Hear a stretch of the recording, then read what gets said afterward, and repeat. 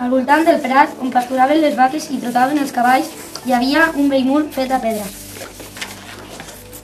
En aquell mur, no gaire lluny de l'estable i el graner, hi tenia la seva llar una família de ratolins xerraires.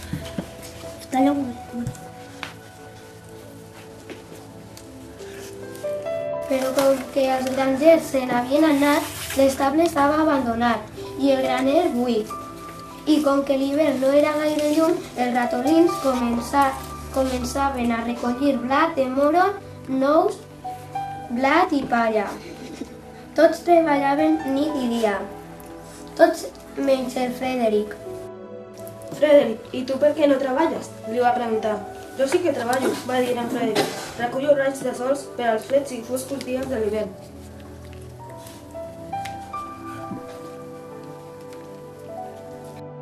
I quan van veure el Frederic assegut mirant fixament al prat, li van dir: "I ara, Frederic, recullo colors per a l'hivern gris", va contestar simplement el Frederic.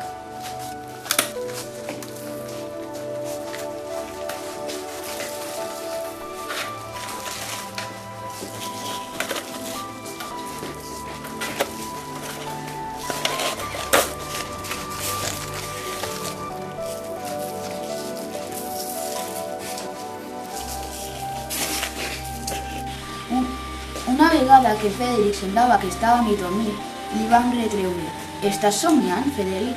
Però ell va dir: "Oh, no, estic recollint paraules per als dies d'hivern que n'hi ha molts i són llargs, i ens quedarem sense res." Van arribar els dies d'hivern i en caure les primeres neus, els 5 ratolins es van ficar dins del seu amagatall entre les pedres del mur.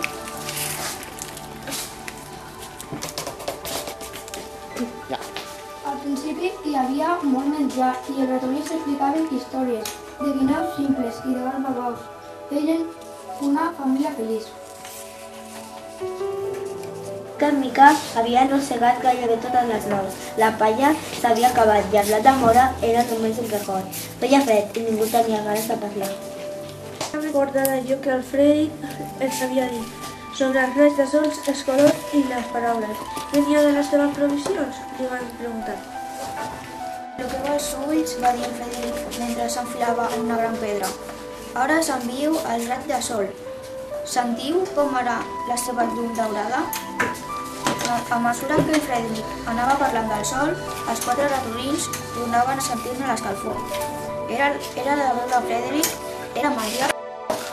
"I de colors què n'hi ha, Frederic?", li van preguntar neguitosos. "Enfroteu els ulls una altra vegada", digué en Frederic.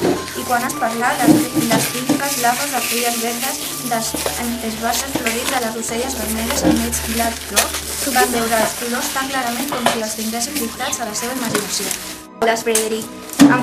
En Frederic va aclarir la seva gola.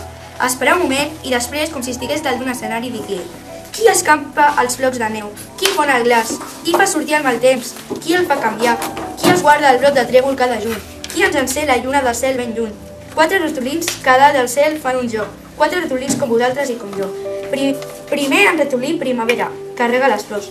Després el ratolí de l'estiu, que els dona colors. Bolets i castanyes s'endú el ratolí de tardor.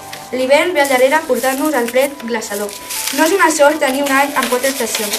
Una menys o una més ens podria buscar raons."